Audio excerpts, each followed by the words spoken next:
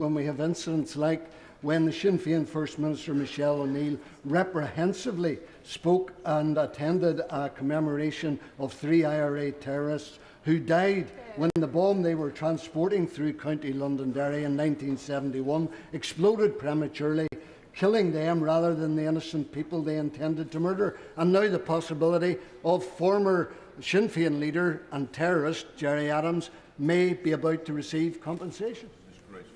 I say to the honourable gentleman that as I alluded to a moment ago, the process of reconciliation and coming to terms with the past is a difficult and itself a troubled process. And lots of people have been on a journey, and we need to continue to see that journey followed. People will express their views about the stance that different people have taken, but I welcome, since he mentioned the First Minister, the fact that for the first time she attended the Remembrance Sunday commemorations. I've not looked at the Alex Bogart, Senate Secretary of State. Thank you very much, Mr. Speaker. I'd like to return to the question just raised by my right honourable friend, the former Secretary of State for Northern Ireland. The fact of the matter is that in the case of Gerry Adams, when the previous government passed its legislation, the Labour Party was in favour of the amendments made in another place, which ruled out compensation to people like Gerry Adams and others similarly detained in the 1970s. Why has the government now changed its position?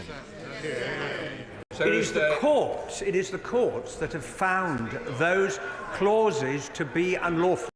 And the fact of the matter is that the last government passed legislation to enable terrorists to get immunity. The last government passed legislation to deny people in Northern Ireland the right to bring civil claims, including against terrorists.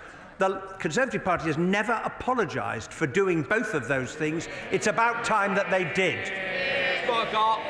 Let's return to the matter of Gerry Adams. The Secretary of State, and I'm sorry to say I must correct the Secretary of State. The High Court found that, those provisions in the Legacy Act were unlawful, but it is well within the Secretary of State's power to appeal that judgment. He has dropped that appeal. And I don't wish to teach the Secretary of State to suck constitutional eggs, but he will know full well that it is also within the sovereign power of this Parliament to give legal basis to the Carltonal doctrines which have been in place since the 1940s. Or would he rather pay compensation to Gerry Adams and people like him?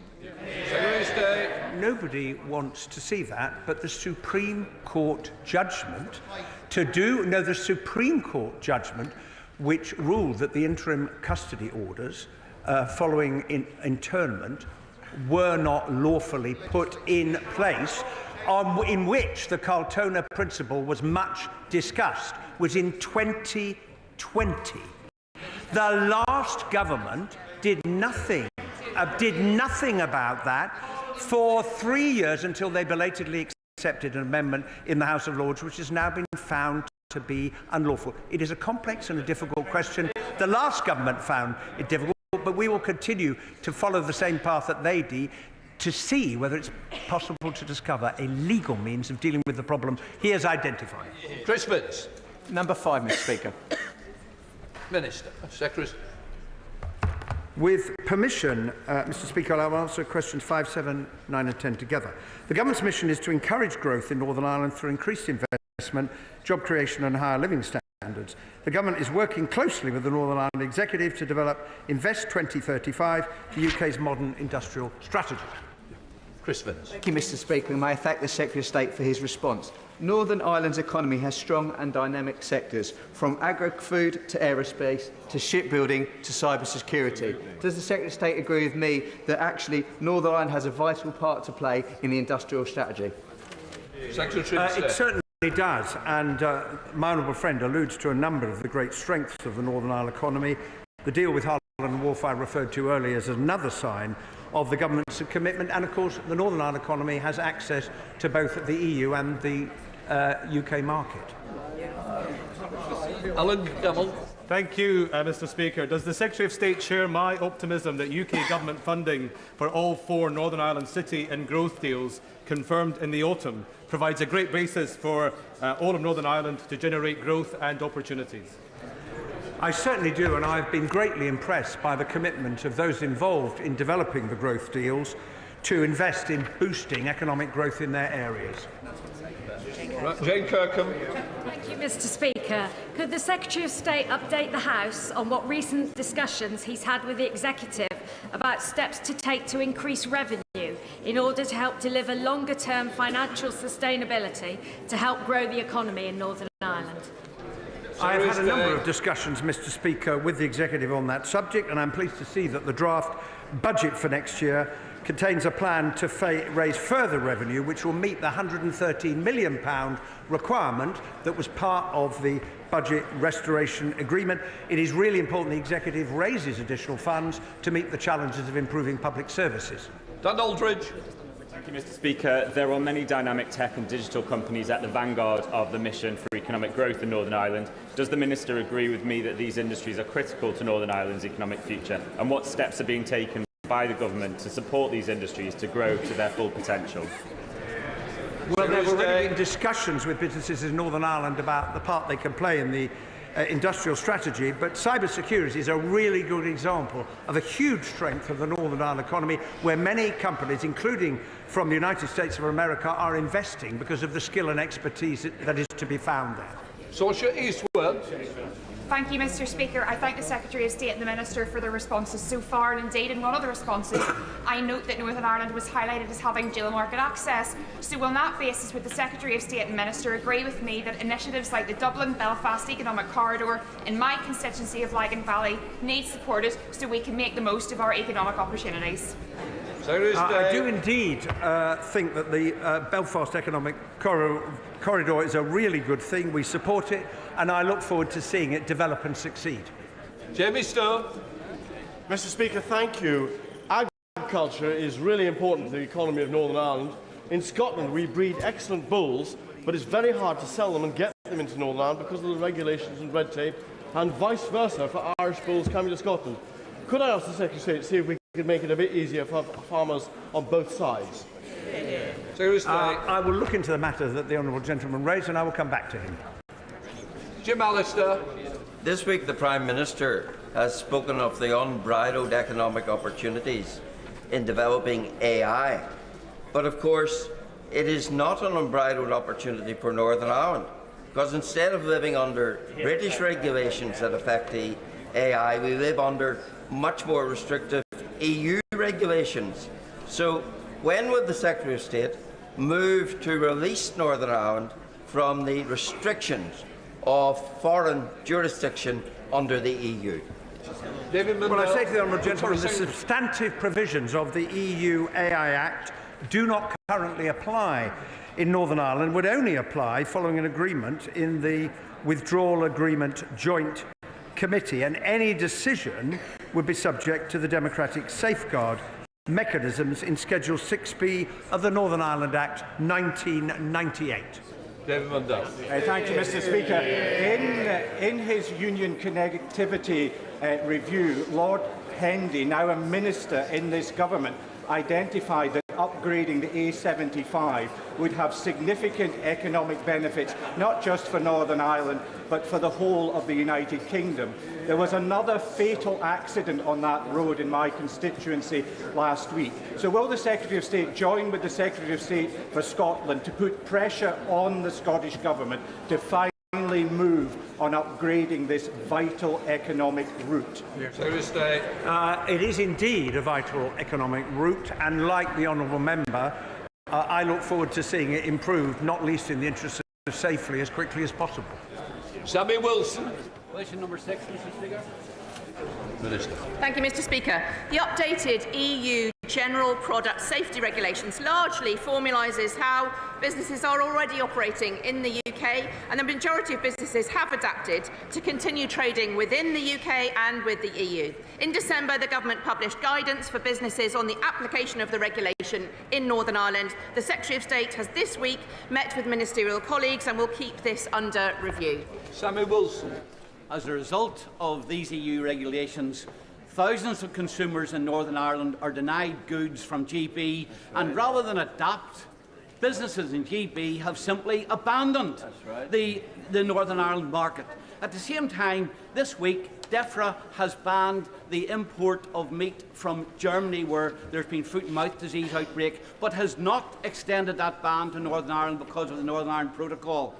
While the EU protects its market, the UK appears to have abandoned the internal market of its own country. What is the Secretary of State going to do to redress this? This government is absolutely committed to ensuring the smooth flow of goods across the UK internal market. We understand under GPSR that for many companies they've adapted easily, it's more difficult. The Secretary of State has met with the Minister of Business this week about further guidance and assurance and is continuing to do so. Question number 8. Minister. There are many pressures on businesses that we are constantly assessing and talking with businesses about. Job creation in Northern Ireland, the member is right to raise. It's a priority for this government, and we are supporting businesses in many ways, including through Invest NI's fund for small businesses and through directly supporting job seekers through funding for employment support schemes. Ashley Fox. Mr. Speaker,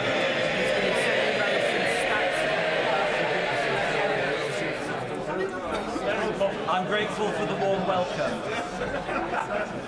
How does the Minister expect businesses in Northern Ireland to grow and invest in their communities, given they have to pay the enormous tax increases imposed by the Chancellor?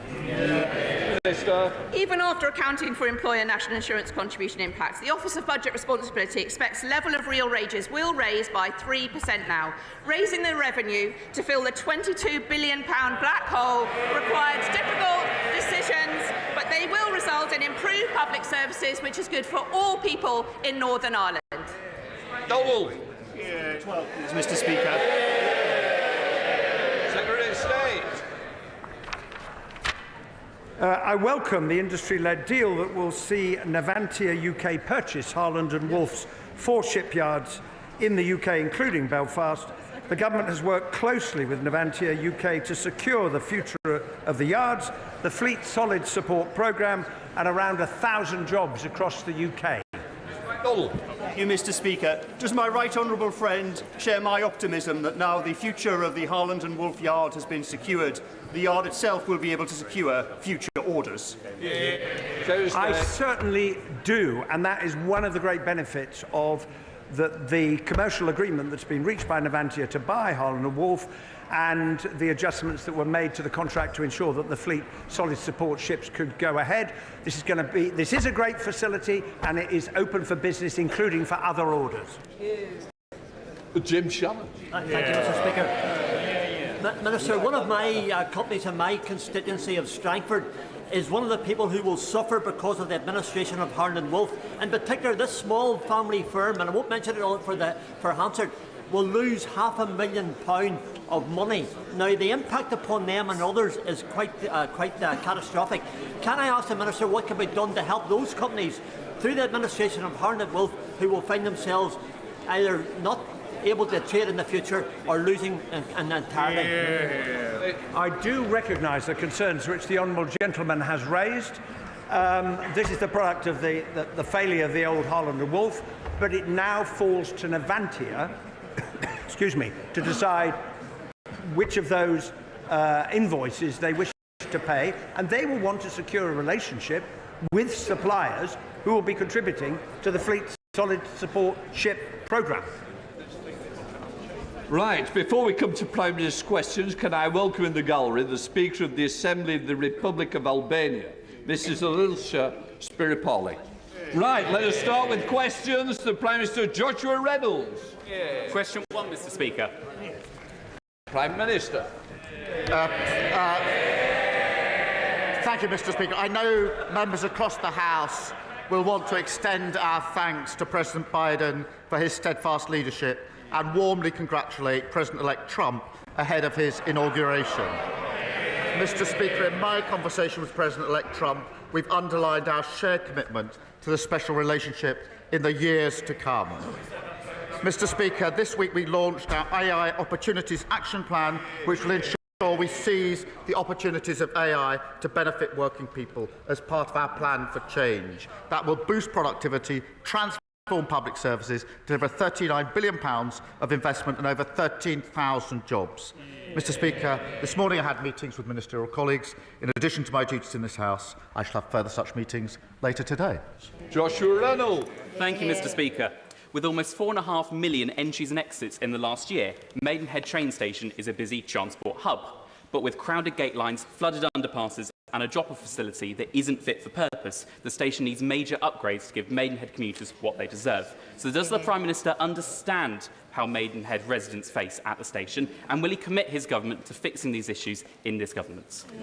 Prime Minister. Well, thank him for his question, and I'm pleased that his constituents are benefiting from the upgrades at the station, including, I think, new lifts to make the station fully accessible. The issues he raises are faced by passengers right across the country, and that is why we're bringing rail services back into public ownership, setting up Great British Railways and making ticketing simpler and fairer to ensure a better service for all passengers, including in his constituency. Nashaba Khan. Thank you, Mr. Speaker. I recently visited Mid-Kent College, which serves my constituency of Gillingham and Rainham, and where valuable construction skills are taught to young people. However, I was also informed that the college faces significant challenges in recruiting teachers to deliver those courses. Does the Prime Minister agree with me that proper skills training and having the teachers necessary to deliver it is absolutely vital to growing our economy and building the homes we need for the future? And will he agree to set up a meeting with the relevant minister to discuss the recruitment challenges that some colleges face? Prime Minister. Mr. Speaker, skilling up the next generation is, of course, vital to kick-starting economic growth.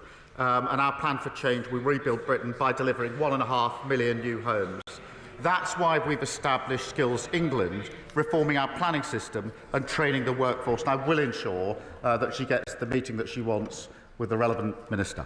We come to the Leader of the Opposition, Kevin Bearall. Mr. Speaker, on Friday, while borrowing costs hit levels not seen since Labour was last in government, I met business owners and their employees in Chesterfield. One of them told me that his business will not exist in 4 years' time because of this government's policies. It might not even exist next year. The Prime Minister may try to blame his inheritance or blame global factors, but why should anyone trust a word he says over the businesses who are saying again and again that his budget means fewer jobs, lower growth and higher borrowing costs?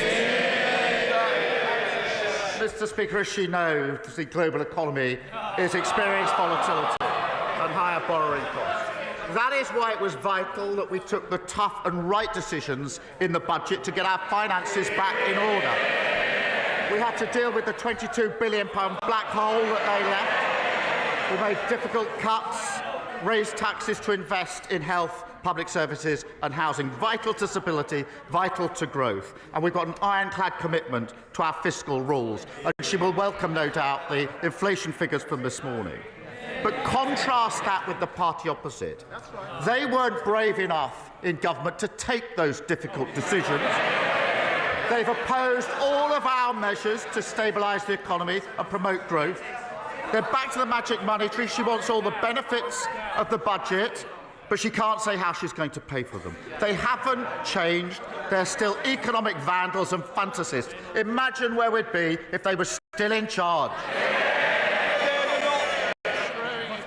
Mr. Speaker, just today, the British Retail Consortium says 2/3 of businesses will have to raise prices to cope with his tax hike. His Chancellor ignored all the warnings and ploughed ahead with an unprecedented borrowing spree, leaving all of us more vulnerable. Now we have businesses saying they will raise prices to cover his jobs tax.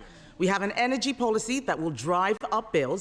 And all the while, we are spending more day to day on debt interest than we do on schools and universities. The Prime Minister The Prime Minister refused to repeat his Chancellor's promise that she wouldn't come back for more. Will he now rule out any new tax rises this year? Prime Minister. Mr. Speaker, we took the right and difficult decisions at the budget. Decisions that they did not have the courage to take, which left us in the mess in the first place. When it comes to tax, she knows very well the limits of what I can say from this dispatch box, but we have an ironclad commitment to our fiscal rules. We can't just tax our way out of the problems that they left us, which is why we put in place tough.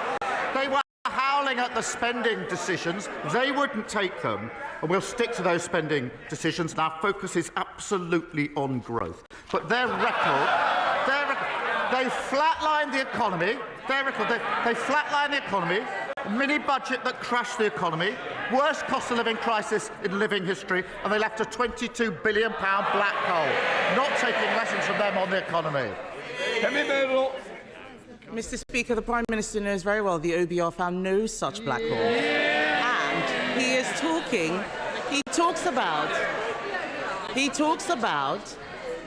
he talks about a budget 3 years ago. The borrowing costs last week are at a 27-year high for 30-year gilts. The Chancellor is apparently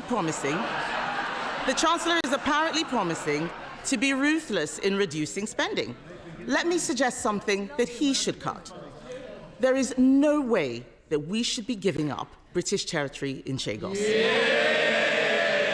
He is rushing a deal which will be disastrous and which will land taxpayers with a multi-billion-pound bill.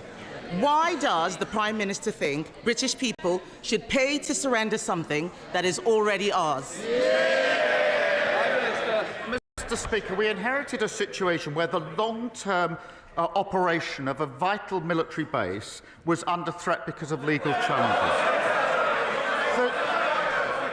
The negotiations were started under the last government. The then Foreign Secretary came to this House to say why he was starting negotiations and what he wanted to achieve.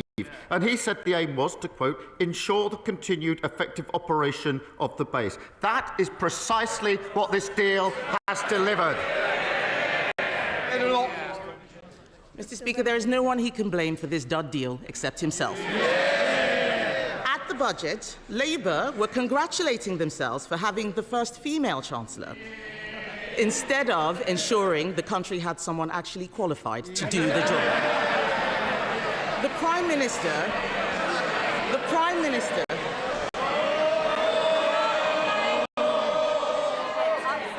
I want to hear.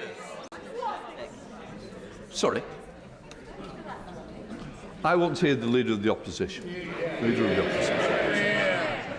Mr. Speaker, the Prime Minister claims he has full confidence in the Chancellor, but the markets clearly do not.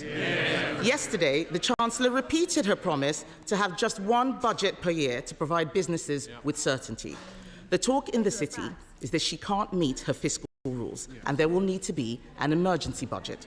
So does the Prime Minister stand by the Chancellor's commitment that there will be only one budget this year?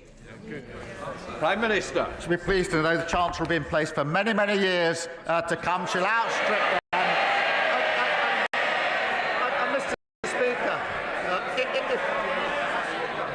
if we all thought the politics was about cheap points, I could criticise their chancellors, but I don't have enough time to go through all of the chancellors that they had. We have one budget, that's what we're committed to, strong fiscal rules, and we'll stick to them, unlike the party opposite. Mr. Speaker, at a time of turmoil in the markets, the Prime Minister was distracted by the crisis around the former City Minister. What does it tell us about his judgment that yesterday he said he was saddened that his close friend resigned? This was an anti-corruption minister under criminal investigation for corruption. Mohammed Yunus, the Nobel Prize winner advising Bangladesh, said London properties gifted to the former City Minister may be proceeds of robbery. So, will the Prime Minister offer Bangladesh the full support of our National Crime Agency in ensuring that any properties bought with stolen funds are properly investigated? Prime Minister. Mr. Speaker, the former City Minister referred herself the independent adviser. He found, as she well knows, there was no breach of the code. He knows that he found there was no wrongdoing, and the former minister fully cooperated. She referred herself a week ago Monday. I got the report yesterday, and she resigned yesterday afternoon. Compare that with the Shadow Foreign Secretary, who breached the ministerial code. Her predecessor, Bartu, ignored it. It was the adviser that then had to resign because he wasn't taken seriously, and she's now serving the leader of the opposition. What a contrast. Thank God the British public chucked them out. Mr. Speaker, he did not answer the question about the National Crime Agency. No answer to investigating dodgy Labour ministers, just as last week he didn't want an inquiry that might expose dodgy Labour councils. The Prime Minister knowingly appointed a convicted fraudster as his Transport Secretary. The anti-corruption minister he had full confidence in only days ago resigned yesterday in disgrace. He is negotiating a secret deal to surrender British territory, and taxpayers in this country will pay for the humiliation. Now it turns out his government may write a cheque to compensate Jerry Adams. This is shameful. We left him the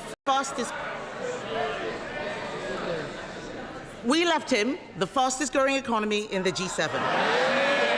In just 6 months, under his leadership, it's been taxes up, borrowing up, mortgage rates up, and that's not all. Business confidence is down, jobs are down, growth is down. Can the country afford 4 more years of his terrible judgments? Mr. Speaker, among that barrage of complete nonsense, there is one point that I need to address, because it's the Legacy Act, and it will be of real interest across the House. That Act was unfit because, well, not least because it gave immunity to hundreds of terrorists and wasn't supported by victims in Northern Ireland, nor, I believe, by any of the political parties in Northern Ireland. The court found it unlawful. We will put in place this is a serious point. We will put in place a better framework.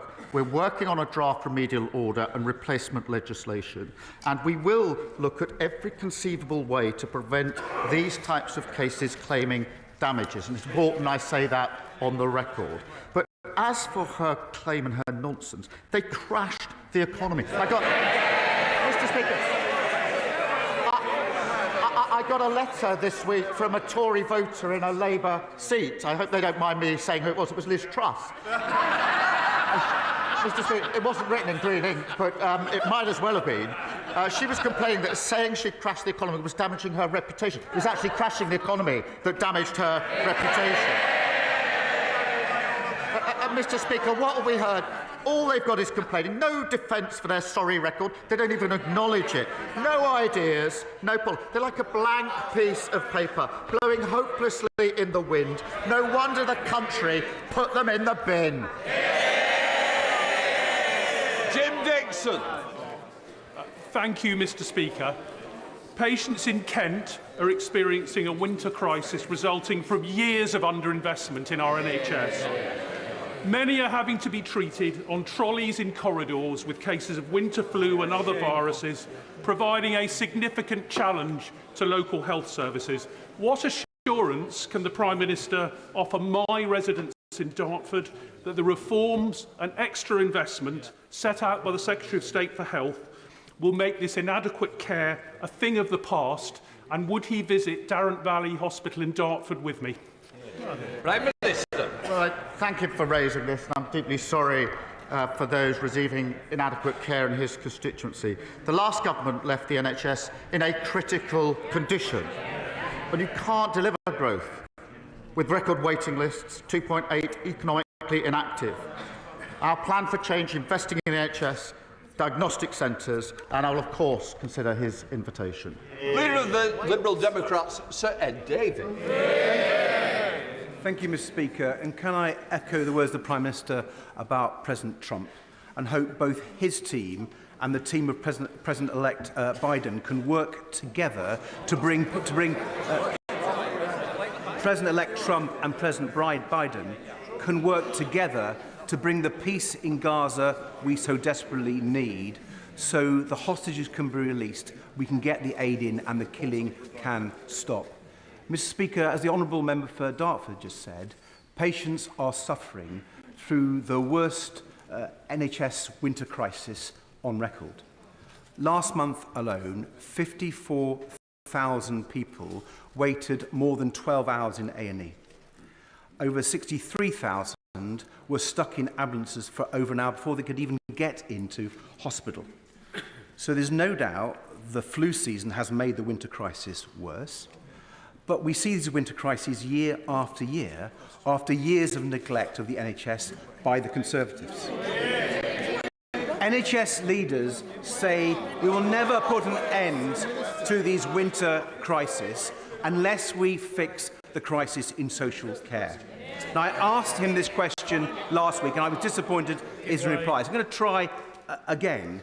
Will he scrap the 3-year timetable he's given to the Casey Commission so we can fix social care this year and implement the reforms by the end of this year at the latest? Prime Minister. Mr. Speaker, on the talks towards a ceasefire, we are encouraged by the talks. I think the whole House would urge all to come to an agreement and have the hostages released. We all understand the absolute torture that their families are going through every single minute, every single day that this continues. So we hope that there can be progress there. In relation to the NHS, he's absolutely right. The party opposite left it on its knees. There's no point groaning. It is absolutely disgraceful that the NHS was left in the state that it was in. Absolutely disgraceful. We are investing to turn that around. We are reforming to turn that around. We are within that reform dealing with social care. I set out the timetable to him last week in the way that he knows it's set out.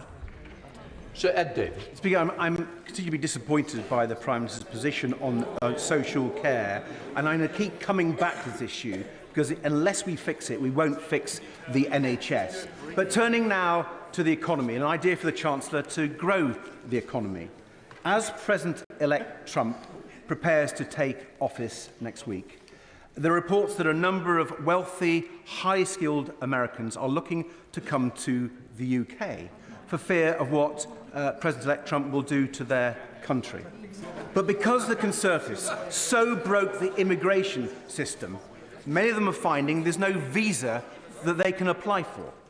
Now, I know the Prime Minister is rightly seeking to reduce immigration from the record highs of the Conservative. But does he agree, if people like this want to come to our country, to bring their money and their skills so we can grow our economy and pay for our public services, they should be able to? Minister. Well, Mr. Speaker, we welcome all investment into the United Kingdom, and I'm very pleased we've had record investment in the time that we've been in office and continue to welcome investors and investment to this country. But he's absolutely right. The last government lost control of immigration as they lost control of health and the economy and the borders and everything else. And it was, of course, the Leader of the Opposition who was championing the driving up of the numbers. So we will bring those numbers down. We'll get it back under control. We'll encourage investment. Christine Sullivan. Thank you, Mr. Speaker. Dental deserts mean that routine dental checkups and treatment is often unavailable in local communities. In my constituency, we've had a dedicated space for dental practice in the Blackburn Partnership Centre since 2018, but NHS Lothian has been unable to secure a dental practice. What steps will the Prime Minister take to work with devolved governments to improve access to local NHS dentists across the UK? Prime Minister. Well, I thank you for raising this issue, and it shows the state of public services under the SNP. Mr. Speaker, if you can believe it, a third of Scots struggle to access dentistry, and a quarter of Scottish children start primary school with tooth decay. That is really shocking. Clearly, there's much more the SNP should be doing. They should be ashamed. When a quarter of children are starting school with tooth decay, that is nothing to crow about. It's something to be ashamed of. Mr. Speaker, here we're delivering additional 700,000 appointments, reforming the contract, and of course we'll work with the Scottish Government to improve the health of children in Scotland. Jim Allister. Given President Trump's antipathy to the EU, how does the Prime Minister hope to attain a trade deal for the whole United Kingdom in circumstances where the trade laws affecting part of the United Kingdom, namely Northern Ireland, are the EU's trade laws, and in circumstances where the laws governing goods and the standards of those that can be imported are EU laws? How, in those circumstances, can a deal be obtained for the whole United Kingdom, or is the Prime Minister only interested in a deal which would apply to GB and thereby further ostracise Northern Ireland from the Union? Prime Minister. Mr. Speaker, the honourable member knows that controls apply only to EU goods moving into Great Britain. The overwhelming majority of goods moving between Northern Ireland and Great Britain will continue to enjoy unfettered access to Great Britain indefinitely. The honourable member's made much of mutual enforcement. The reality is this is mutual agreement, and I know he's got his proposal, but I think his proposal would lead in the end to a hard border, and that's something that has been rejected across this House on many occasions, and for good reason. Brown Leishman. Thank you very much, Mr. Speaker. In the general election campaign, Labour leadership promised that if we won, we would step in and save the Grangemouth refinery, retain those jobs and invest in its future. 6 months later, this hasn't happened yet. If the refinery closes, then thousands of jobs will be lost and Scotland's national security will become massively weaker. Now that we are in power, I know that the government should use it to intervene and save the refinery jobs, protect Scotland and deliver on the promise to build Grangemouth for the future. Will the Prime Minister do that? This is a really important point, Mr. Speaker, because before July there was no plan at all to support the workers at Grangemouth. Within weeks, and importantly, we announced a £100 million deal for a growth deal, and we're jointly funding Project Willow to find a viable long-term future. It is a really serious point. I take it very seriously, and we'll do everything we can to make sure that viable long-term future is there for the workers, for their communities, and all that rely on it. Dr. Danny Chambers. Mr. Speaker, the Russian invasion of Ukraine has led to the emergence of bacteria that are severely resistant to multiple antibiotics, and this is now seriously delaying the return of injured soldiers back to the front line. But just like Mr. Putin, we know that these superbugs do not respect national borders, and it is only a matter of time until we start to detect them in our NHS hospitals, and we know that antimicrobial resistance is a huge challenge facing us at the moment. Will the Prime Minister consider supporting the Ukrainian war effort by providing rapid diagnostic tests which can be used in the field and in civilian hospitals, which will not only enable us to diagnose and treat these resistant infections more quickly, returning soldiers back to the front line more quickly, but will also provide valuable surveillance data to help global public health and protect our NHS from these dangerous bacteria? I thank him for raising this, and he knows our support for Ukraine is ironclad. Mr. Speaker, we are funding NHS doctors and nurses to work closely with their Ukrainian counterparts to share best practice, including how to prevent the spread of infections and AMR. Through the World Health Organization, we're also strengthening Ukraine's health system to provide better care, and we'll continue to do so. Andy MacDonald. Thank you, Mr. Speaker. The Employment Rights Bill is urgently needed, especially given the exploitation of gig workers, like those retail assistants employed through apps, with vital rights denied and staff being charged a premium should they want to be paid on time. Insecure work denies workers their rights, but the TUC has also said it costs the economy around £10 billion a year. So will the Prime Minister agree with me that having a single status of worker will help end such abusive practices, give workers security and significantly benefit the economy? I thank him for raising this. And, Mr. Speaker, I believe everyone is entitled to fair, flexible and secure working. And that's why we introduced our Employment Rights Bill, which is the biggest upgrade to workers' rights in a generation. It includes measures that will end the scandal of fire and rehire, preventing exploitative zero-hour contracts and introducing basic rights for more workers from day one, secure wages, secure jobs and ensuring workers have the rights that they deserve at work. Peter Bedford. Thank you, Mr. Speaker. Age UK Leicestershire have done a sterling job over the last few months, supporting pensioners who have lost the winter fuel payment as a result of his government's budget. They now face a staggering £400,000 increase in their costs as a result of the increase in national insurance. What advice can the Prime Minister give to charities like Age UK, who now have to decide whether to cut jobs or slash services to some of the most vulnerable in society? Prime Minister. Mr. Speaker, the advantage, I suppose, of the Leader of the Opposition having no policies is that they can say completely contradictory things without breaching their policy.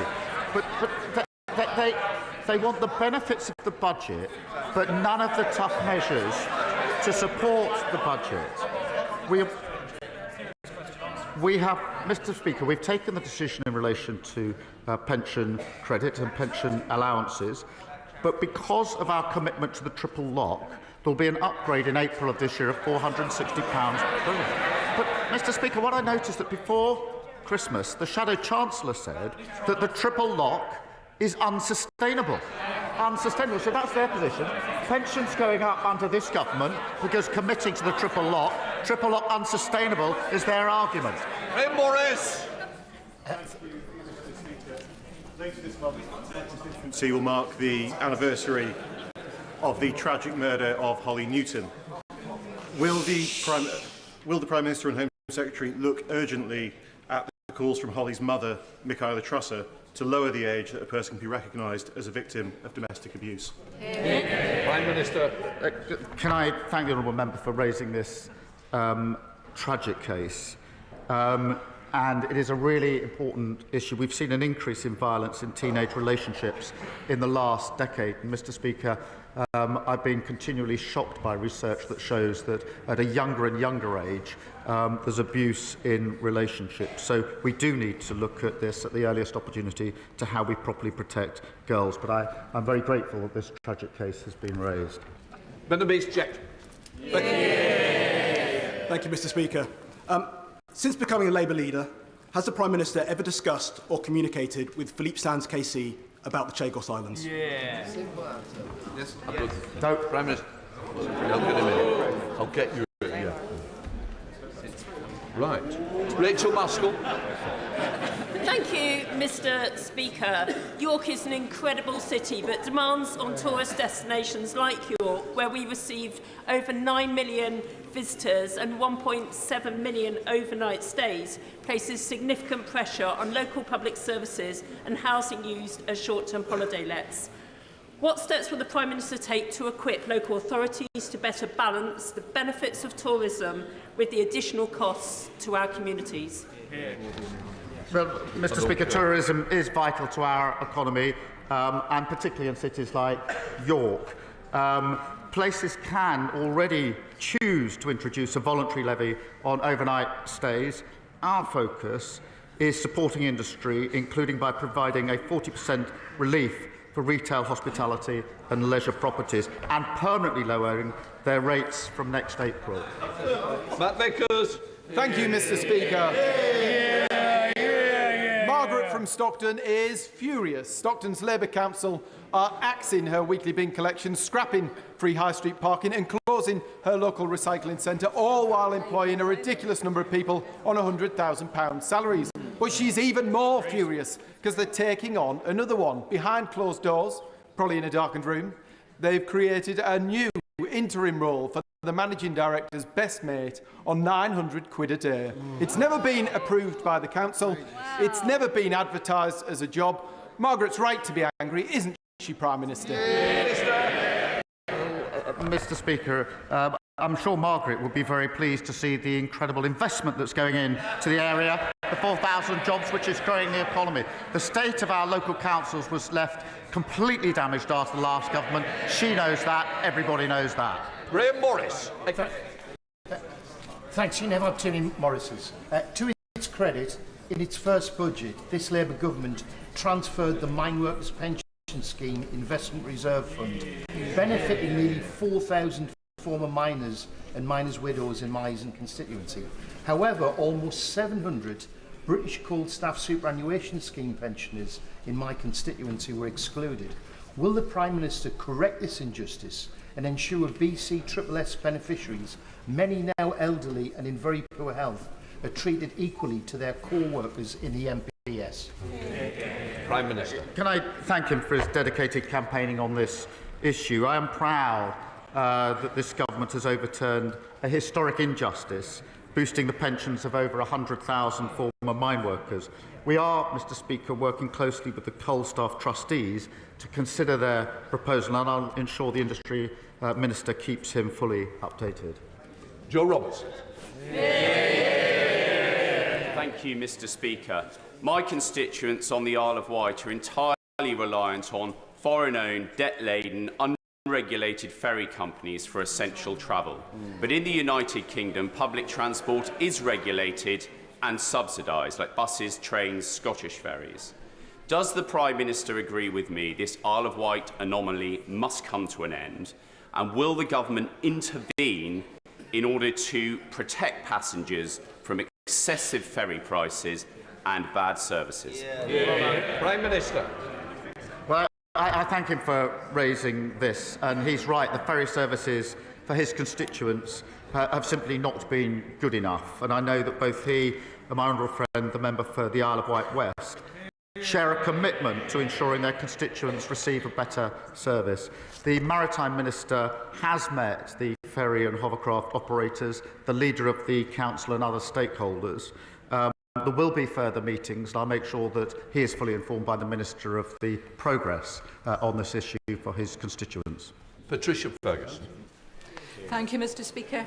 This year marks the 850th anniversary of my home city of Glasgow. One of the key aims of the celebration is to speed up ambitions around the City Council's grand challenge of tackling poverty and inequality and of increasing prosperity and opportunity, themes that chime very clearly with this government's agenda too. So will the Prime Minister join with me in congratulating Glasgow on this milestone, and does he agree with me that people really do make Glasgow? Prime Minister. Well, I thank her for raising this. Glasgow is a great city, and I'm very happy to join with her in congratulating the people of Glasgow on the 850th anniversary. They have made and will continue to make a huge contribution to this country. Jack Rankin. Thank you, Mr. Speaker. Today marks 467 days in captivity for Avinatan Or, just one of the over 100 hostages Hamas still cruelly hold. Avinatan is my age. He has his whole life ahead of him. I felt the raw pain of his family when his mum, Ditsa, a British citizen, shared her story with me as part of the Twin a Hostage campaign. Can the Prime Minister assure me he is doing everything in his power to ensure all the hostages are returned, so Avinatan can be at home where he belongs with Ditsa and his girlfriend, Noah? Prime Minister. I thank him for raising this case. It's appalling that Hamas continue to detain Avinatan and other hostages, including Emily Damari, and I know he's spent time with the families, and it is nothing short of torture what they are going through, and we will do absolutely everything in our power to ensure that we make progress in bringing these hostages home, and I'm sure I speak for everybody in the House, but we will do everything to try and make sure that we get those hostages home. Final question, Jonathan Brash. Thank you, Mr. Speaker. My constituent, Richard Lee, has waited over 43 years for answers about the disappearance of his daughter, Catrice, from a military base in Germany in 1981. She was just 2 years old. The Royal Military Police, the MOD and successive governments have failed to get answers that he deserves, throwing up barrier after barrier to justice.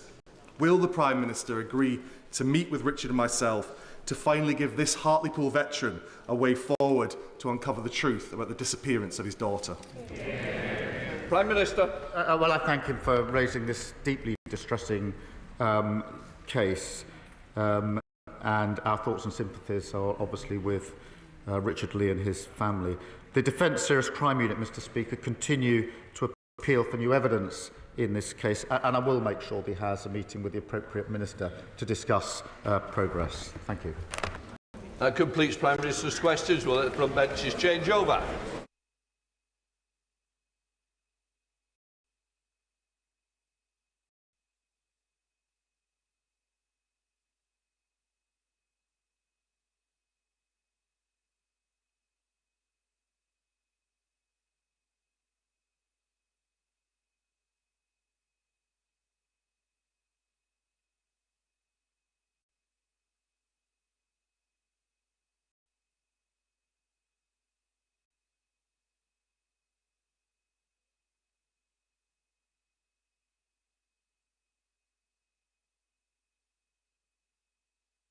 Right, we now come to the urgent question. Dr. Neil Hudson.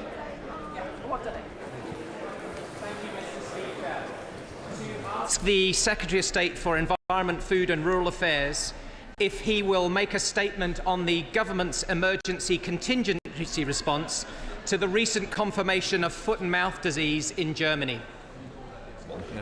Minister. Thank you, Mr. Speaker. I thank the honourable gentleman for his question. The whole House will be aware of the concern felt across rural communities about the potential threat of foot and mouth disease. Because foot and mouth disease is a severe, highly contagious viral disease of livestock that, as we know, can have a significant economic impact and a truly devastating effect on farming and rural communities when outbreaks occur, as we know from past history. Now, I can assure the House the UK is currently free of foot and mouth disease and has been since 2007. But following the confirmation on the 10th of January of foot and mouth disease in the German state of Brandenburg, DEFRA has taken rapid action to protect the UK, including suspending the commercial import of susceptible animals from Germany and restricting personal imports of animal products from across the European Union. And I can assure the House the government will do whatever it takes to protect our nation's farmers from the risk posed by foot and mouth. Risk levels for the UK we have increased to medium, and last night the Chief Veterinary Officer and I spoke directly with the federal German minister and his officials. The government has taken decisive and immediate action. The import of cattle, pigs and sheep from Germany has been stopped to protect farmers and protect their livelihoods. We will not hesitate to add additional countries to the list if the disease spreads. And I can inform the House that the Chief Veterinary Officer this morning has confirmed that while Germany's surveillance continues to be ongoing, they have not as yet detected any further cases.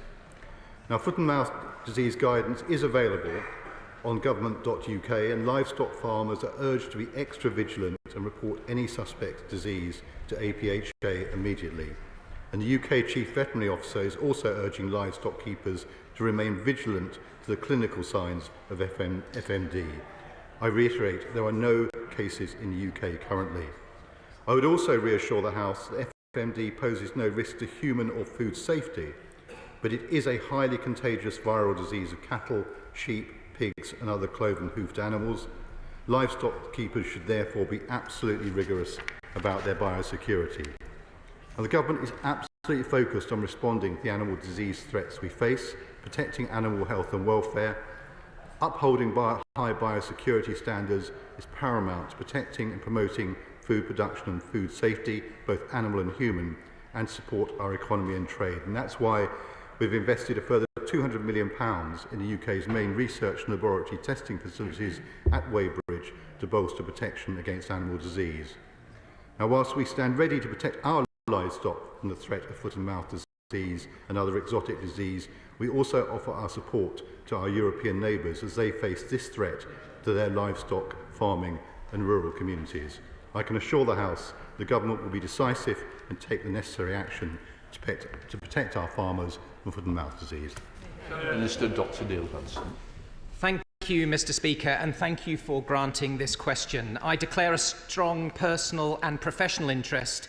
As a veterinary surgeon, I supervised some of the animal culls in the 2001 outbreak, witnessing sights I never want to see again in my lifetime, Mr. Speaker. The confirmation on January the 10th of foot and mouth disease in Germany, with subsequent slaughter and movement restrictions, is sending shockwaves around Europe and the UK. We have requested this question as no statement has been provided to the House on Monday or Tuesday. My colleague, the Shadow DEFRA Secretary, is not able to be with us today as she is at the Llama Show in Birmingham speaking to agricultural manufacturers and farmers. In 2001, the foot and mouth outbreak resulted in more than 6 million animals being culled and cost £12.8 billion in today's prices. It devastated the farming community, and farmers want reassurance that action is being taken to protect our borders, their livestock and their livelihoods. The mental health impacts of foot and mouth, Mr. Speaker, cannot be overstated.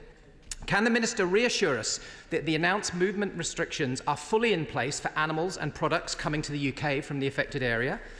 Will the government think about extending the ban to personal imports of meat and milk products unless accompanied by veterinary documentation? And can he update us on the work tracing possible movements of products from Germany? Also, what advice is there about movement of people and vehicles from the area in terms of fomite transmission of the virus? And heaven forbid, Mr. Speaker, if foot and mouth ever entered the United Kingdom, what is the situation regarding vaccine supply and potential deployment? Finally, I want to again pay tribute to the chief vets, the veterinary, animal officers, scientists and officials at the Animal and Plant Health Agency who do so much to keep our country biosecure. This foot and mouth disease wake-up call is yet more evidence that the government must now commit to fully fund the redevelopment of the APHA HQ in Weybridge. I call and I urge the government from the bottom of my heart, Mr. Speaker, to fully fund that redevelopment, to make sure that the burning pyres of slaughtered animals, as well as the economic and mental health devastation of foot and mouth disease, remain resolutely confined to the history books. Minister. Thank you, Mr. Speaker, and I fully appreciate the expertise and the passion that the honourable gentleman brings to this subject. He knows of what he speaks. I hope I have, in my initial reply, made it clear just how seriously the government takes these issues. I spoke to him earlier this morning ahead of a previous piece of legislation making it clear that we would work in a cross-party basis to tackle this should this come to our shores. I'll try and address the questions he raised, particularly around vaccination, because I know that that is an issue which is always raised and is always of concern. We're absolutely ready in case that is a control that we need to implement. But the advice in general is that with regards to control measures, if an outbreak were to occur in the UK, in addition to culling and immediate movement controls, vaccination is a control option that will be considered by DEFRA and devolved administrations at the outset of any outbreak. I can also assure him that the UK Vaccine Bank holds vaccines for a range of foot and mouth disease serotypes. I can also assure him that there is good close working with the devolved administrations to make sure that we are working in harmony on this. On the movement of goods of personally carried goods, I can also remind him that this government strengthened those controls at the borders, and I'm confident that we are doing everything it is possible to do at the moment to make sure that we are following the right procedures given the risk assessments that have been put in place. Obviously, our sincere hope is that this does not extend beyond the Brandenburg area, but we are absolutely ready to deal with those issues. As I've said, in terms of the investment at Weybridge, we have committed an initial £200 million. This is a debate we have been having over some time, but I'm afraid we are working with the resources we have now, and I'm confident we have a very good set of procedures in place to tackle any potential incursion. Julia Mims. Thank you very much, Mr. Speaker, and can I thank the honourable member for Epping Forest's concern and passion on this subject. I, like him, know only too well the devastation that was caused in 2001. Indeed, the honourable member had the privilege of representing a large part of what is now the Carlisle constituency. Cumbria was the worst affected part of the country in 2001. 30% of the culled cattle at that time were from Cumbrian farms. So can I ask the Minister just to elaborate on what steps are being taken to ensure that our farmers and their livestock are protected ahead, God forbid, of any potential future outbreak? Minister. I thank my honourable friend for the question and for the concern that she raises quite rightly. As I said at the outset of my response, we are well aware of the concern that people have. But people should be reassured that we have very good tracing facilities these days. The technologies have improved. And I think what is particularly important is that we're in very close contact with our German colleagues who are sharing advice on a regular basis. So everything that can be done is being done, but I absolutely recognise the concerns that people have. Liberal Democrat spokesperson Tim Farron. Thank you, Speaker. Mr. Speaker, I confess I think all of us in Westmoreland and across rural Britain feel a sense of terror, actually, at this news as we recall the devastation and horror of the outbreak of 2001. I will never forget that looming sense of dread and threat as the disease got closer to our farms, the dread when the disease was diagnosed as whole herds and flocks were slaughtered by those who had cared for them. I won't forget the burning fires on the hillsides of the bodies of the slaughtered animals, or the deep trauma that affected all of our communities, but especially our children. We must do everything to avoid a repeat. So can the Minister explain why this outbreak was notified on Friday and yet DEFRA only issued instructions to prevent imports from the affected areas yesterday, when countries like Mexico and South Korea were able to act over the weekend? Does he acknowledge the need now to invest in APHA and the new laboratory urgently and undo the delay of the previous government? Does he accept that the failure of the last government, and so far his government, to sign a veterinary and phytosanitary agreement with the EU increases the risk of biosecurity and to British farmers? Will he act swiftly to put this right? And finally, would he meet urgently with the noble Lord Curry, who headed the inquiry after the 2001 outbreak, so that we are ready and have learned all the lessons of previous failures, so that our farms, our rural communities, our animal welfare are protected at all costs? Just say it's very important. I had the first case of foot and mouth that was detected in that year, so I know all about it. But we must stick to the times that's been allocated. Let's try Lizzie Collins. Thank you, Mr. Speaker. In 2000...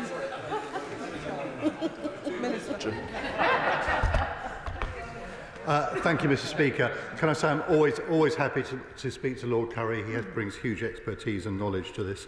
Can I just say that on that issue of delay, there was no delay. Essentially, as soon as we were informed, we put the appropriate processes in place, and goods that were staff at border control points were issued instructions to hold goods at the border. So everything that was done as quickly as possible. I hear his point about our relationship with the German government. What I can assure him is I personally know the German minister. I spoke to him personally yesterday, and we are getting every cooperation needed from the German government. Lucy Collins. Thank you, Mr. Speaker. In 2001, I lived in North Cumbria, and I will never, ever forget the sights of burning livestock in my friends' fields.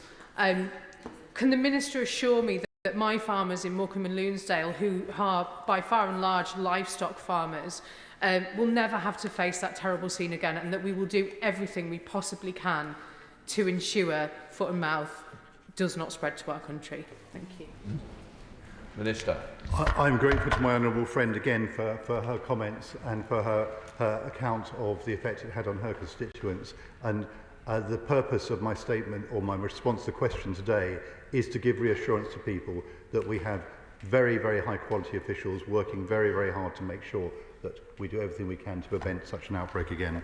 Chair of the Select Committee, Alistair Cowley. Thank you, Mr. Speaker. As well as my own entry in the Register of Members' Interests, I should tell the House that my wife is a practising veterinary surgeon who occasionally is contracted to provide local veterinary official services to the Animal and Plant Health Agency. I too remember the events of 2001, and I remember, having just been elected, the debate that we had in this House, and we said we must always learn the lessons and never forget, but in truth, frankly, we have done. And the extent to which we are exposed today is something for which there is responsibility shared across the parties. The state of the APHA headquarters in Weybridge is a disgrace, and it is now an urgent disgrace. Hopefully, this is a bullet that we will dodge, but if we do, we know that there is also the risk of African swine fever, blue tongue, avian influenza all coming. Is this the point where, across the House, we can all agree on the importance of biosecurity and the importance of funding it? Well, I thank the Chair of the Select Committee for his point. I think we all know how important biosecurity is, and that is why the Government committed that further £200 million, that very important facility in Weybridge. Richard Quigley. Thank you, Mr. Speaker. Can the Minister confirm what mitigation funding has been made available to farms that may be affected, and also can he commit to look urgently at the provision of an abattoir on the Isle of Wight, because we don't currently have one? Minister. I thank my honourable friend for his question. It's a good try. Obviously, at the moment, we're talking about an outbreak in Germany. Should there be, and obviously we're doing everything we can to prevent an outbreak in the UK, we'll come back forward with further proposals. But at the moment, we are working hard to make sure that does not happen. Simon Paul. Thank you very much indeed, Mr. Speaker. Could the Minister confirm that, given the seriousness of the issues, that when in doubt, the precautionary principle will come to the fore and urgency and the proper decisions will be taken? And given the shared land border with the island of Ireland and the trade there, he's mentioned that working with the Devolves. Can he also confirm what conversations he may have had or may be planning to have with the government in Dublin? Minister. I thank the Right Honourable Gentleman for his question, and he's absolutely right. We will, of course, take every precaution and apply the precautionary principle. And in terms of Northern Ireland, we treat them in the same way, of course, as the devolved administrations, and my colleague is having conversations later today. Alison Newham. Thank you, Mr. Speaker. I welcome the statement, and I know that the news is of worry to farmers in my constituency of Scarborough and Whitby. Would the Minister be able to share with the House more details about the funding that's available from his department to help prevent new animal diseases? Minister. Well, again, I thank my honourable friend for her point and her concern. We have an extensive set of facilities and agencies who are tasked with protecting our country on these issues. I have every confidence in the Chief Veterinary Officer and her officials in the Animal and Plant Health Agency, subject to the issues that have been raised around long-term funding, but we have good protections in place and people should have confidence in them. Dr. Ben Spencer. Thank you, Mr. Speaker, and yet again we rely on the fantastic people and Animal and Plant Health Agency, which is based in Newhall in my constituency, despite its slightly confusing name. Would the Minister join with me in terms of thanking the people working there? And does he agree with me that it urgently needs investment to improve the facilities? I don't think he's visited the APHA, but would you join me on a tour as soon as we can arrange, just to see for himself, just the state that it's in and what improvements are urgently needed? I'm always grateful for invitations from honourable members and feel I'm permanently on tour, but he's right, I've not yet had the opportunity to visit, although Secretary of State has. But last week when I was at a conference in York, very senior officials from the APHA gave me a very detailed briefing on the work that they do. So I share the thanks to those people. They play a huge role in keeping our country safe. Louise Jones. Thank you, Mr. Speaker. As a child, I distinctly remember the creeping fear on my family's farms as foot and mouth felt that it crept ever closer, which I realised even as a child, and I feel sick just thinking that we could ever go back there. Many farmers in my constituency have repeatedly raised their concerns over infectious diseases entering the UK. Please can the Minister assure me and them that we're doing everything to take this very seriously and have contingency plans in place? Thank you. Minister. I'm grateful to my honourable friend again for reflecting on the awful experiences of 20 years ago, and I can assure her that we have excellent people, exactly as I've just been referring to, who are working extremely hard to minimise the risk of any further outbreak, and we're doing everything we can to prevent that happening. Colin Lockhart. Mr. Speaker, does the Minister not agree with me that it is a preposterous situation that Northern Ireland has been excluded from the UK ban on imports from Germany because of the outbreak of foot and mouth there? And would you agree with me that it is the tip of the iceberg with regards to the impact that the Windsor Framework and Protocol is continuing to have on our agri-food industry in Northern Ireland, since he thinks, and rightly so, it is essential to protect GB farms from potentially devastating impacts? Why does he think and believe that Northern Ireland farms are not as important? Minister. Northern Ireland farms are just as important, and in Northern Ireland the controls will apply to meat and live animals moving from a 3-kilometre protection zone and 10-kilometre surveillance zone surrounding the affected premises in Germany. Those products cannot be moved to Northern Ireland. Sally Jameson. Deputy Speaker. Can the Minister outline what measures are being taken to ensure that no animals have been infected by the outbreak in Germany end up in this country? Minister. I can assure my honourable friend that this is an unusual outbreak in the sense it's not clear. It's a very small herd of water buffalo, 20 of them. What is unknown at the moment to the German authorities is how they got infected in the first place. So there's obviously extensive work going on in Germany to try and understand that. The difference, I guess, from 20 years ago is we have much better science now in terms of being able to trace the particular where it might have come from. So obviously extensive work is going on across Europe because this is a threat to the entire continent. So I can assure that every avenue is being explored to try and make sure we understand how this has happened to make sure it goes no further.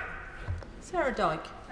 Deputy Speaker, as a farmer's daughter, I fully remember the sickening impact of the last foot and mouth outbreaks across Somerset and Dorset, and particularly on farmers' mental health. Those culling restrictions resulted in 73% of farmers experiencing depression and anxiety following the last outbreak. And now almost 1/2 of the farming community are already experiencing anxiety. So what plans does the government have to support farmers who may be impacted with this disease or indeed any other biosecurity risk? Minister. Again, I thank the honourable lady for her question. I know she takes these issues very, very seriously, and we've discussed them before. Let me be clear here. This is an outbreak in Germany at the moment. We are doing everything we can to make sure it does not extend into our country. But of course people are concerned and worried. Should it develop further, which we're absolutely determined to make sure doesn't happen, then of course we'll be looking at further measures to help and support people, but we are not at that stage at the moment. Claire Hughes. Thank you, Madam Deputy Speaker.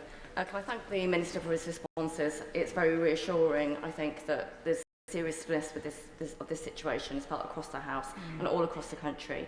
Could I just ask, I know you talked about working with the devolved administrations, but just some further points on how you will work with the Welsh Government in particular to address this issue? Minister.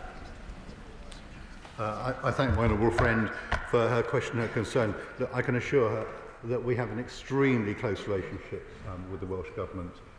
Minister Hugh Aranka-Davies and I speak frequently. In fact, we were only speaking at the Oxford Farming Conference a few days ago, and we're in regular contact on issues like these.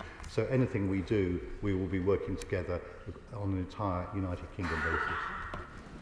John Cooper. Thank you, Madam Deputy Speaker. With some of the most productive grassland in the UK, Dumfries and Galloway is terrified, not worried by this outbreak, and I'm reassured that we are doing what we can, but it is a very difficult problem to solve.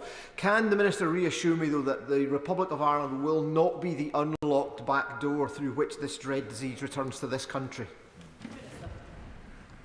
I thank the honourable gentleman for his question, and I absolutely also welcome his appreciation of the complexities that we face, but it is in everybody's interest to make sure that we stop this, and we are all cooperating closely together. The veterinary officials have a very good network and they are working closely. No one wants this to extend further. James Nash. Thank you, Madam Deputy Speaker. As the son of a farmer, I remember only too well waking up in the early morning to come down to listen to Radio 4 in silence as a family, as we heard about more and more animals being culled during the crisis in the early 2000s. Can I therefore ask the Minister what steps are being taken to engage the NFU and other trade bodies to prepare for any outbreak here in the UK? Minister. Again, I thank my honourable friend for his concern and his recollections. I can assure him, in fact, yesterday we were having a round table to discuss the threat posed by blue tongue, and we are obviously in constant dialogue with all those who have direct interest and expertise. We'll be working in lockstep. Robin Swan. In his initial answer, the Secretary of State talked about protecting the UK. He spoke about our nation's farmers. Part of the advice he gave was to look to .gov.uk. .gov.uk gives advice to Scottish farmers, to English farmers, to Welsh farmers, but not to Northern Ireland farmers. So the Secretary of State, can I ask you, why have you abandoned Northern Ireland farmers? The last outbreak in 2001 cost the Northern Ireland economy £24.2 million. To talk about that small region in Germany that can't export to Northern Ireland, would the Secretary of State not agree it would be better putting in an entire ban from German products into Northern Ireland, the same as the rest of the United Kingdom? Minister. We stand with farmers across the entire United Kingdom. The circumstances are slightly different for reasons that the honourable gentleman will understand, which is why we have to provide appropriate advice. But we are working absolutely in tandem and lockstep with colleagues across Europe to beat this horrible disease. Luke Charters. Thank you, Madam Deputy Speaker. I recently visited the Animal and Plant Health Agency in Weybridge, and it's their critical work that will prevent foot and mouth from reaching our shores. The £200 million the government announced for the APHA is welcome, but will my honourable friend commit to reviewing the APHA's funding, particularly in the event of multiple concurrent diseases happening at the same time? Minister. I thank my honourable friend for his observations, and absolutely, of course, we constantly keep under review the resources that we have available to tackle all these issues, and I'm very happy. I'll be very happy, I think, now on the basis of a number of interventions to visit Weybridge at the earliest opportunity. Mark Pritchard. Thank you, Madam Deputy Speaker. The Minister will know that, unfortunately, foot and mouth disease looms large in the memory of many Shropshire farmers. And I just wondered whether, talking about visits, whether a genuine point, whether the Minister and indeed the Secretary of State would consider visiting Harper Adams University in my constituency, which he will know is the top agricultural university in Europe. And the reason I mention that is they do have veterinary experts that have a particular expertise in this disease and others. But as the Shadow Minister stated, pigs, cattle, sheep, over 6 million lost in 2001 and 2007. And he mentioned biodiversity. I just wonder whether you could give an update to the House on illegal imports of meat and their checks at the border and the implementation of the border target operating model. Minister. I thank the honourable gentleman for his question and also for his invitation. I shall add him to my list. On the checks at the borders, that is a complicated set of issues, but one of the Brexit benefits, if you like, is we actually have checks at the borders, and I'm confident that they are giving us a level of security that should give people confidence. And as I said in an earlier answer, we've actually strengthened those controls on personal imports. So obviously it's always a challenge to protect any area, but we are in a better position than colleagues in mainland Europe. Danny Chambers. Thank you, Madam Deputy Speaker. It's really good to see this cross-party support for increased investment in Weybridge, because this has long been needed. But to touch on my honourable friend's point from Orkney on biosecurity, we know that there's lots of illegally imported meat coming through our ports, and it is a huge biosecurity risk, even more so if there is foot and mouth on the continent. Can we ensure that, along with investing in Weybridge and improving those facilities, we look at how we resource the port authorities properly to catch all this illegally imported meat? Minister. The honourable gentleman makes an important point, and clearly we're all trying to do everything we can to make sure that illegal imports are intercepted and stopped. I'm delighted to see there's an outbreak of cross-party consensus on the need to invest more. I hope there's also an outbreak of consensus on how to fund it. David Mundell. Thank you, Madam Deputy Speaker. My constituency was one of the most significantly impacted in the 2001 outbreak. Virtually every hoofed animal within Dumfriesshire was slaughtered, and the smoke from the pyre hung over particularly the Annan Valley for days. A large part of the market in livestock in my constituency is in the Honourable Lady from Carlisle's constituency at the Longtown market, which was a source of the previous outbreak. Will he ensure that we're working closely with the Scottish Government, because there is a significant amount of cross-border movement of animals, and that needs to be properly identified and regulated? Minister. The right honourable gentleman speaks with passion and paints a vivid picture of that dismal period. I remember it well, sadly. And I can give him an absolute assurance that he will know from his time in government that at official level in particular, the veterinary officers work very, very closely together. This is an absolute shared endeavour, and we'll be absolutely doing everything we can to make sure that there's that close cooperation that is needed. Anne Davis. Diolch, Madam Deputy Llefarydd. As a dairy farmer, the devastating outbreak of foot and mouth over 20 years ago was on my doorstep. We were very lucky as a family farm, but sadly others within my farming community in Wales were not. The outbreak was also a food security issue, understood to derive from food waste fed to pigs. So can the Minister inform me what lessons the UK Government has learned from that outbreak to better secure our food chains and to keep our livestock safe and food supplies safe? I thank the Honourable Lady, and again I recognise the hurt that she recollects from that dreadful time before. Clearly there was a lot of work that was done in the light of those events. Lessons have been learned, technology has changed and improved. I think it's probably worthy of a longer debate to go into all the lessons that have been learned, but it is very, very important that we act on the lessons that were learned. We do not want to repeat of what happened in 2001. John Lamont. Thank you very much. Like many other members, I very clearly remember the events of 2001 and the last foot and mouth outbreak, not least because all the cattle and sheep on my family farm, my father's family farm in Berwickshire, were slaughtered. The emotional trauma will stay with farming communities for many, many years to come. I'm reassured that the Government is engaging with the Scottish Government on this, but is the Minister also speaking to the National Farmers Union in Scotland and local authorities to ensure that they're able to support farming communities in the best way possible? Again, the Honourable Gentleman speaks with passion and conviction about that dreadful time, and I fully respect that. What I should say to the House is the outbreak was notified on Friday. We're on Wednesday. Absolutely, of course, we are ready to move to the next stage should it be necessary, but at this point the key priority has got to be making sure that we keep this disease out of our country, and that is where the attention is focused at the moment. In the dismal possibility that we have to move to measures within our country, then of course we'll be working very, very closely with everyone that needs to be involved. Rachel Gilmore. Thank you, Madam Deputy Speaker.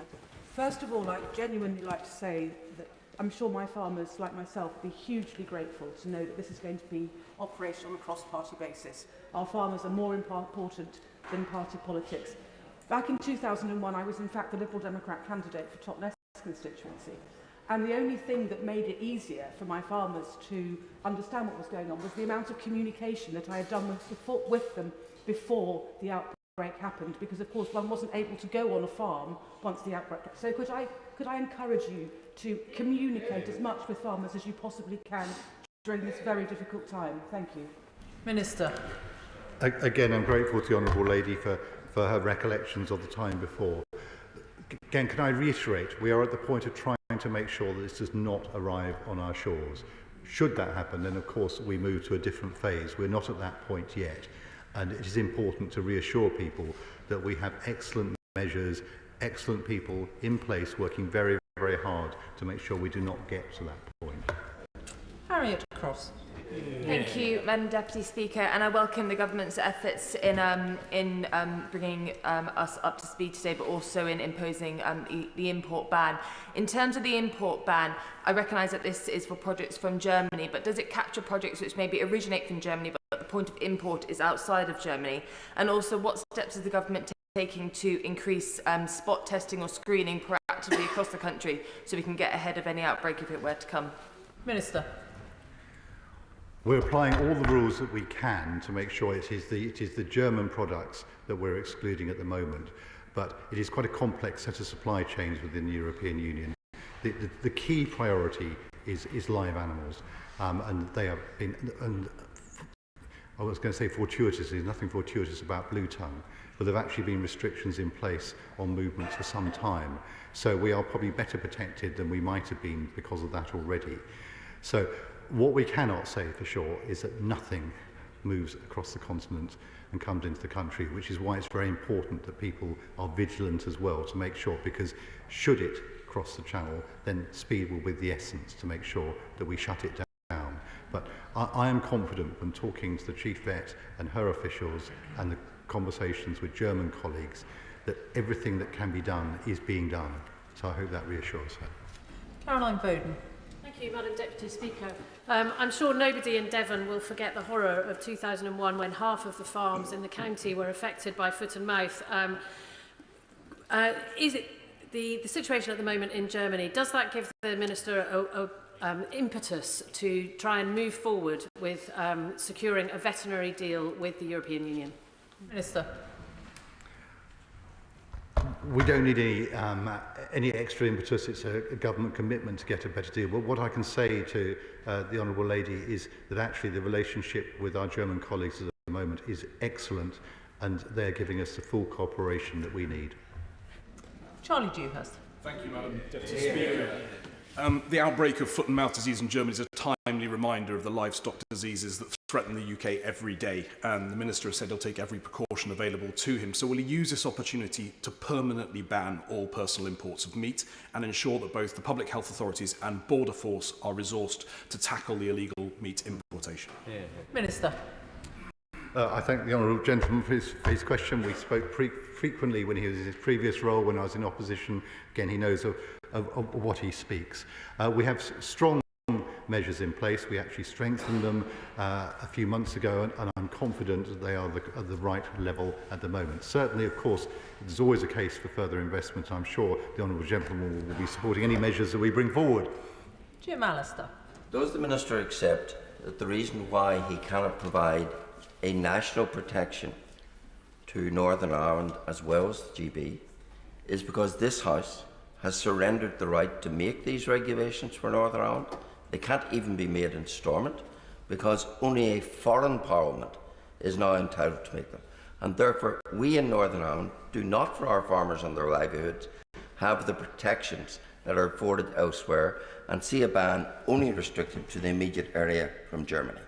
Within that context, are we going to see the absurdity that we've seen under Blue Tongue, that cattle and livestock from mainland Europe can transit through GB, despite a ban in respect of Blue Tongue, can transit through GB to Northern Ireland and indeed anywhere in the island of Ireland? Is that same loophole going to apply here? Minister. I'm grateful to the honourable gentleman as we continue our dialogue on this issue. I don't recognise that loophole, and I can assure him that Northern Ireland will be fully protected, because that is what we are determined to do. David Chadwick. Thank you, Madam Deputy Speaker. Farmers in my constituency of Brecon, Radnor and Cumtower are very concerned by this news, as Powys was one of the hardest hit regions by the 2001 outbreak, and the trauma remains for the 2,000 livestock farmers who were affected. Can the Minister update us with some further details on the conversations he has had with the Welsh Government, and will he commit that the Welsh Government will commit to working with local authorities? Minister. Again, I thank the honourable gentleman again for not just for the question, but for the concern he expressed about his constituents who suffered so grievously before. The detailed level of conversations around these issues is conducted between the veterinary officers, and the veterinary officers have a very, very close network. Any political decisions that need to be made will be made by ministers, and I have a very close relationship with Minister Iranka Davis. If further action is needed, we will be working together to stop any further incursions. Helen Morgan. Thank you very much, Madam Deputy Speaker. In Shropshire, dairy and other livestock farmers have been having a torrid time recently, and they will have read this news with a sense of dread. I'm also an officer on the All-Party Group for Food Security, and we recently heard some eye-watering evidence from the border authorities at Dover about illegal meat imports and the threat that they pose to UK biosecurity. Can the Minister explain to the House what assessment he's made of the problems with that process, and what he intends to do to ensure that diseases like foot and mouth don't arrive in the UK? Minister. Well, again, I thank the Honourable Lady for the concern that she expresses, and I repeat the points I made earlier about the border controls that we have in place. Of course, we've been aware, I'm afraid this has been a long-running issue, but we have much stronger border controls in place than we would have done in previous times, and we are working hard with the Port Health authorities to make sure that we crack down on illegal imports of meat. Jim Shannon. Thank you, Madam Deputy Speaker. I thank the Minister very much for his response. Declaring interest, Madam Deputy Speaker, as a member of the Ulster Farmers Union.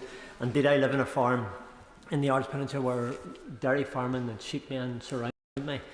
So the impact upon them would be great, and for that reason I asked the Minister this question. I can well remember the pyres of dead animals and traumatised farmers who all were concerned, as they always are, about their animals. And that over 20 years ago in 2001. The lessons were hard and well learned. The Minister, I say this respectfully to the Minister, because we've had 3 other Northern Ireland MPs have asked this question, and the 4th one to ask a similar question, Madam Deputy Speaker. I think we need it clarified for farmers, for my neighbours in Northern Ireland, for all those who farm, that there will be zero tolerance of products from Germany. And will the UK-wide, including will it be UK-wide, including Northern Ireland, and that a full report will come to this House before any ban is lifted? Thank you so much.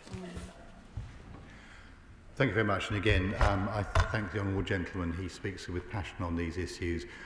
Absolutely can give him strong assurance that the measures in place to protect farmers in Northern Ireland are strong and will be, in my view, good enough to make sure we can protect people properly. Clearly, there is a slightly different set of arrangements. He'll be well aware of that, and that is why those we have to respect. But we are getting absolute, total cooperation from our German colleagues. There will be no meat coming from those parts of Germany to Northern Ireland. Can I thank the Minister for his responses?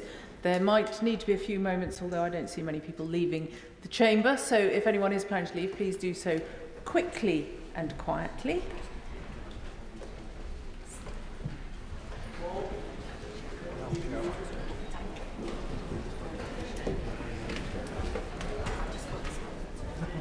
Urgent question, David